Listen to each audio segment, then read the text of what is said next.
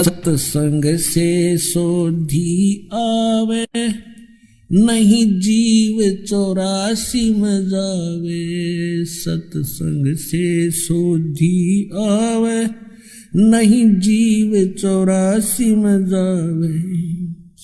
अब मेटो द्वेष और राग। अब परमात्मा क्या बताते हैं? राम नाम रटते रहो,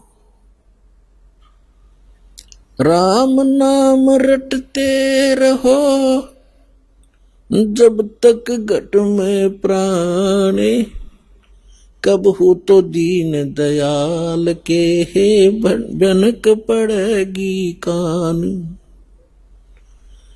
अब परमात्मा की भक्ति में आगे बढ़ने के कुछ फार्मूले हैं जिससे आप स्थिर रहोगे। इन फार्मूलों को, इन पॉइंट्स को आपने याद रखना पड़ेगा। जैसे कुछ भक्त आते हैं, कुछ ऐसे भक्त होते हैं जो सब जगह थक लेते हैं, झाड़ फूक करवा के, मंत्र जंत्र जप के, गुरु बना के, और जब वो यहां आते हैं चाहे कितना भयंकर दुख हो उनके ऊपर, परमात्मा तुरंत ठीक कर देता है। अब उनकी तो फिर परमात्मा की रजा होगी, उन कोई और ठिकाना नहीं रहा, भगवान से अतिरिक्त कुछ जगह दिखाई नहीं देती। मालिक को सब पता है, अंतर्यामी है वो परमात्मा। वो दूर तक जानता है कि आने वाली आत्मा क्या उद्देश्य लेकर इस दरबार में आई है, उसी तरह से उसका उपचार होता है। तो ऐसे आते हैं, उनको तुरंत देखो। दास तो एक पीएन है उस कबीर भगवान का, चपड़ासी हूं। आपकी अर्जी दास के पास आती है, दास उस परम पिता की टेबल पर रख देता है। अब उसने यस और नो उस कबीर भगवान ने करनी है, और यहां सेकंडों में होती है। यहां कोई कार्यालय नहीं है, वो साइन होगा फिर वापस आओगी। सेकंड्स के भी कुछ क्षणों में वो सब अर्जी परमात्मा फैसला करता है। तो जो भी आता है, जैसी उसकी अंतःकरण की भावना होती है, दास आपकी अर्जी दास के पास, दास की परमात्मा के पास, तो फिर करना उस मालिक ने है। तो कुछ ऐसे आते हैं, उनको तुरंत राहत मिलती है। मालिक को पता कि अब ये कहीं नहीं जाएंगे मेरे बच्चे, सब जगह थक लिए धक्के खा के। कुछ ऐसे आते हैं, हमारे भक्त कहते हैं चलो वहां जाते ठीक हो जाओगे, चलो वहां जाते ठीक हो जाओगे। अब वो आ जाते हैं, दुखी तो आना ही होता है, लेकिन वो उद्देश्य कुछ और रखते हैं कि ठीक है चलते हैं, ठीक हो गया तो ठीक है, नहीं तो नहीं। तो ऐसे नहीं बनती बात है। तो इसलिए दास सबसे पहले आपसे कहता है कि किसी को भी आप प्रेरित करो, अच्छी बात है, क्योंकि भूले को राह दिखाना एक परम कर्तव्य बनता है सभ्य नागरिक का। तो ये सब भूले पड़े हैं, लेकिन उनको पहले ज्ञान समझाओ, उनको पुस्तक दो, ज्ञान गंगा। और ये ज्ञान गंगा पुस्तक जो है, और भी कोई हमारी सीडी है बनाई हुई, या कोई भी परमात्मा का लिटरेचर जो इस दास के सत्संगों से बना है, उनको दो पढ़ने के लिए। और ये एक ऐसा ज्ञान है परमात्मा का।